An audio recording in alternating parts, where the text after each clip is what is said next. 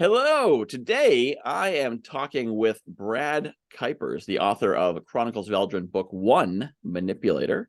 And before we get talking about Brad, let me tell you a little bit about him. Brad Kuipers grew up on a dairy farm in Prince Edward County, Ontario, and has always enjoyed fantasy novels and writing in general. He began writing the story at the age of 13 in an attempt to chronicle the games and stories created in the minds of his siblings and himself. Currently, Brad is living in Belleville, Ontario, with his two children, where he spends his time writing, fishing, kayaking, reading, and enjoying time with his daughters. So welcome to the show, Brad. Thank you very much for having me, Michael. So tell us a little bit about this Chronicles of Eldrin series and Book 1, Manipulator. What are some of the major themes in that book, and what's it about?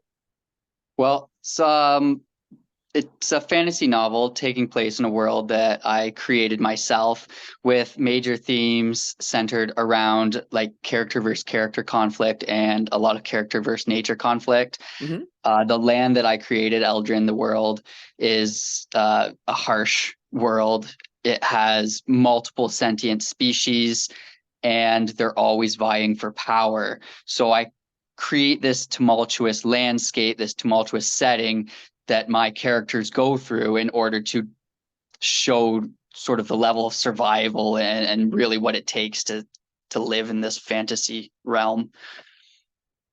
So we're creating a canvas on which the characters can come out and develop and strive against various challenges. Right. With the conflict being the main catalyst for their growth, obviously. So I do like the lot of character versus character conflict for sure. There's always like the name of the title of book 1 is Manipulator, and I definitely make manipulation a prevalent force in my book. There's always somebody pulling strings in the background. So there's webs within webs. Right. Which will become even deeper as the series goes on. Okay.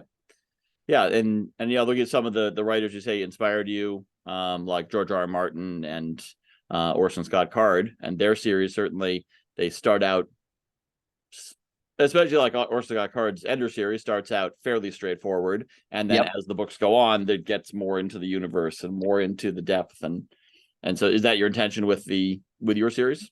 Absolutely. Yeah. And a very good comparison too, like with the way Orson Scott Card brings up a lot of like heavy moral dilemmas as he sort of progresses through his series is sort of a good indication, or like a good parallel to what I would like to do with my writing and what I plan to do as I continue my series as well.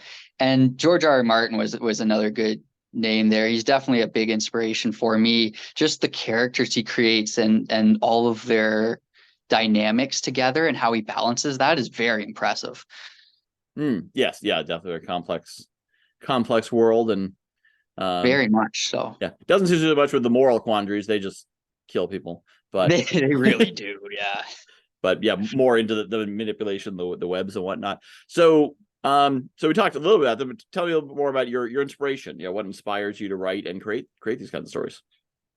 A lot of my inspiration is actually history. So I've been a big history fan since I was very young, probably like 12 years old.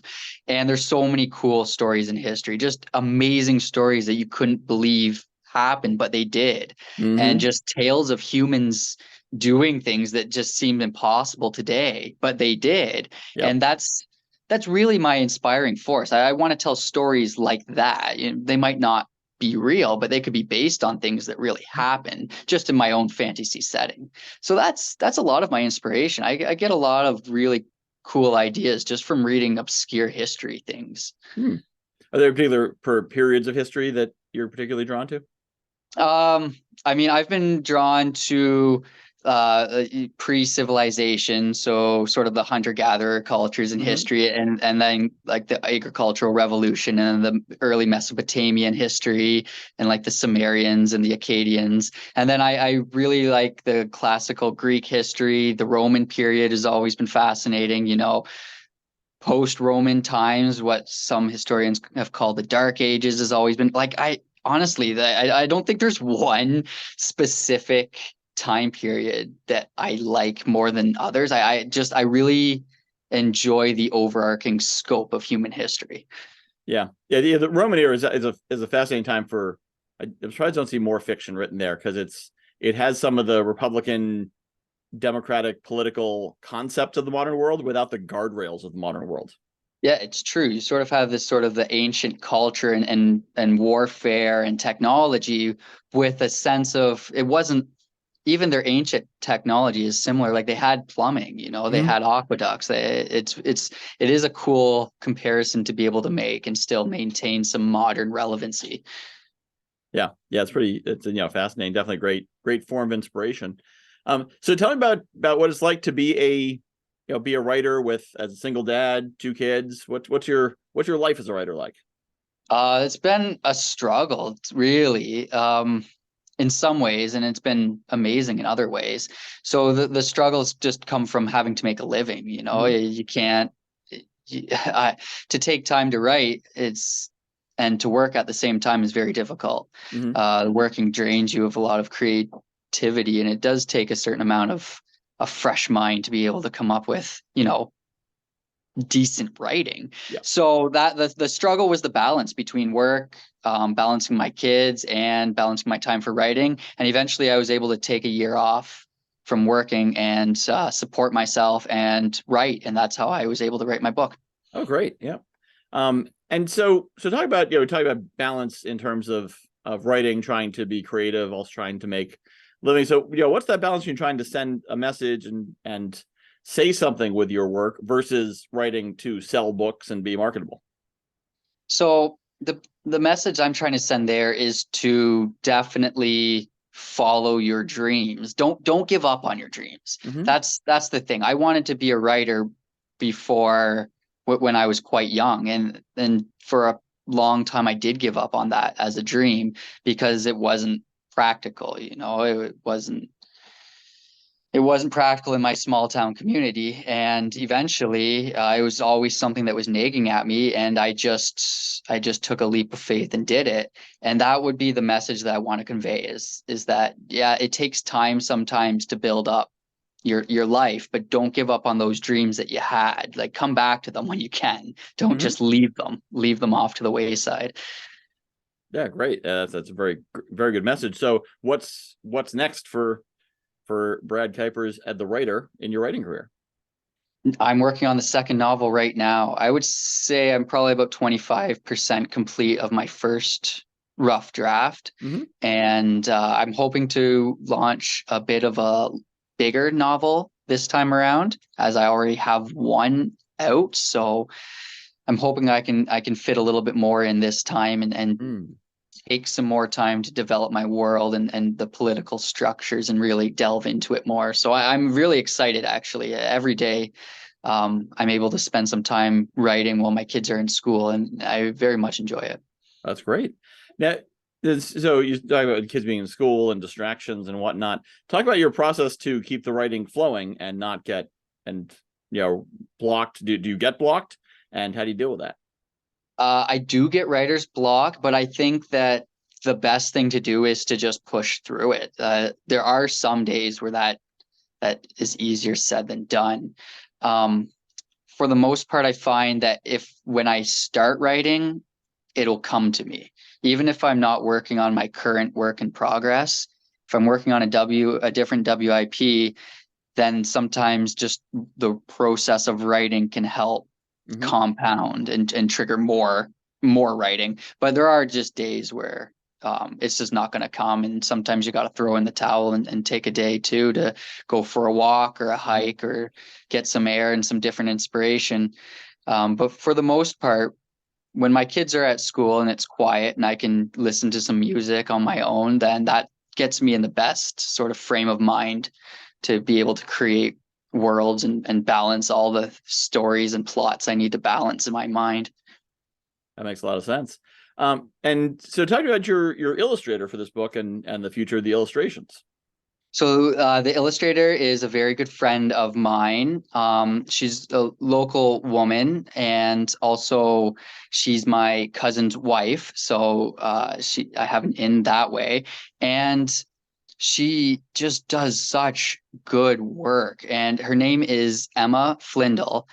She's on Instagram and I don't know, she's on Facebook, Instagram for sure, and she does so many of these little artistic projects that are just absolutely beautiful. And I've seen some of her work, and I wanted her to do my cover art, my map. And in the future, I want to release like a whole bestiary of all my own creatures. And I would like to release maybe like an index and some other things, and have her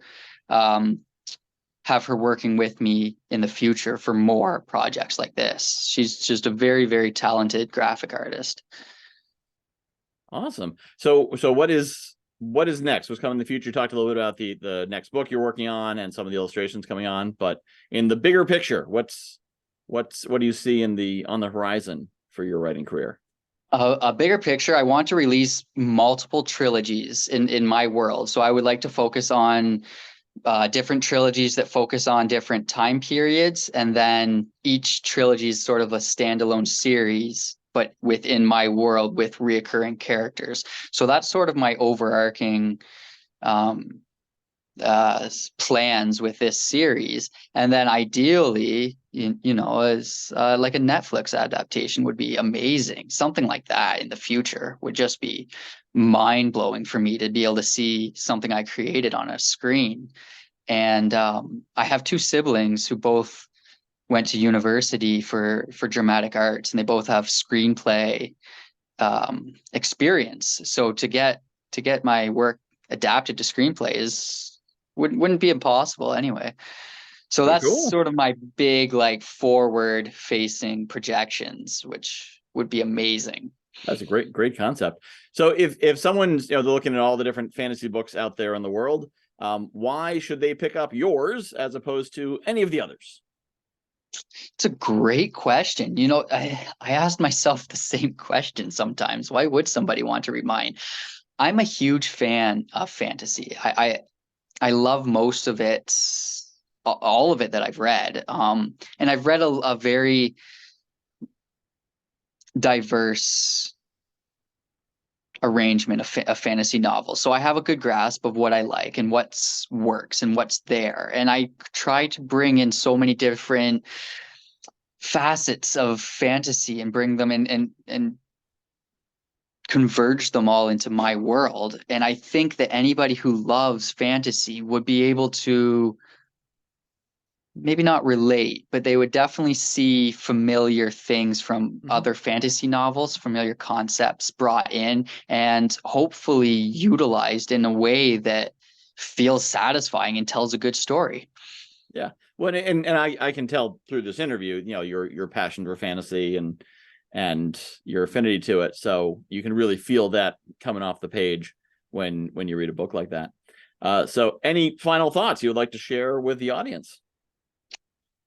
I just hope that through my writing, I can bring some form of escapism or joy or relaxation, or just maybe spark some ideas or inspiration in somebody else. That would be amazing for me. Great. Well, so the book is Chronicles of Eldrin, Book 1, Manipulator by Brad Kuipers. If you're listening, it's Kuipers, and you can find that, of course, on the Writers Republic site, writersrepublic.com, or on Amazon, or any number of other places, I am sure. So thank you so much, Brad, for joining us. Thanks a lot, Michael.